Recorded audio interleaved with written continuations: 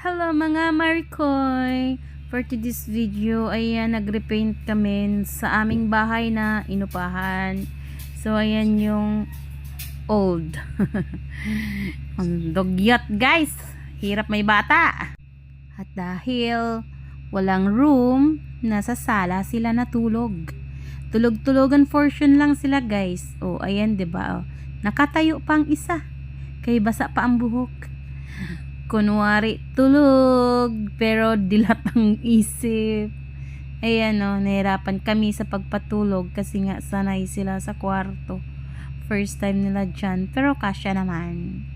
Ayan, nakikinig lang sila sa kalabog sa taas, kung sinong tao nasa taas, ganon. Pero hindi talaga sila natutulog. Isa lang ang pure natulog dyan, si Bunso. Ayan. Wow! At habang tulog sila, guys, kami ay kumakain. Tara.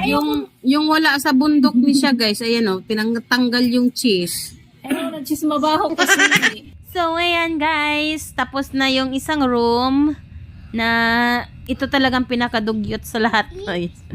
Ito yung masyadong sinira ng paint, vandalism, kumbaga. So, ayan na guys siya, tapos na, maganda na. Magiging mahigpit na ako sa aking dalawang bugoy na para hindi na masulat-sulatan. Ayan, so dahil tapos na ang isang kwarto, sayawan natin guys.